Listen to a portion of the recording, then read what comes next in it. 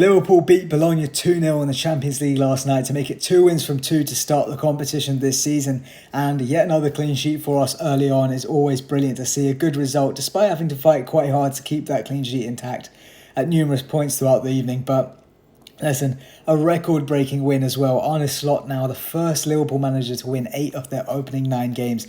And Mohamed Salah, man, this guy is breaking records all the time, so it'll come no surprise that he's done another with the first Liverpool player to score in 5 consecutive home games in the Champions League now. And he's now also the top scoring African in the history of the Champions League. 49 goals for him now. He's just one off that half century and hopefully a record he can send toppling in the next game.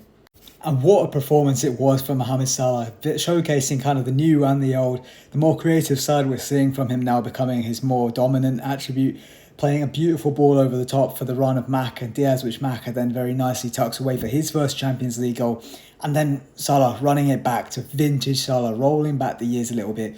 Ball comes to an edge of the box. He uses Trent's overlapping run as a decoy, cuts inside and just lashes it into the top corner, man. It feels like it's been a little while since we've seen him just belt one in like that. And yeah, Salah, please, more of that. And as for the other parts of our team, I think that it was another impressive performance from the midfield who just really continued to gel. That 3 seemed to be the first choice 3. I know there's a bit of talk at the moment as well about Szoboszlai perhaps being one that needs to be dropped, but I think it's a little premature if I'm being honest. He's definitely the one of the 3 that's maybe least consistent in terms of the level of performance he's putting out, but overall, I think he's had a few solid showings still over the season, and I think, yeah, like I say, it's early in the season. He's got to be given a bit more time to really get into the rhythm of things and see where he lies, especially before someone like Harvey Elliott, who I think will be his main competitor for a starting spot before he comes back. I think till then, just give Szoboszlai some time.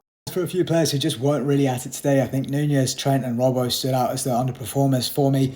Nunez in particular, an unfortunate one because he actually does score a really good finish, which comes from a really good build-up play from the team. But of course, it's ruled out because he's offside again. Like, the guy is so quick, bro. Like, you're so fast. Just hold your runs a bit more. His decision-making has to get better in those situations because it's his 3rd season with the club now. He can't keep making the same mistakes. He's got to learn at some point, and yeah, he's really got to iron these out if he wants to get a good run in the team. Subbed off early yesterday. It's not going to be great for his confidence, but listen, man, the fans are all willing you on. You've got to just step up your game.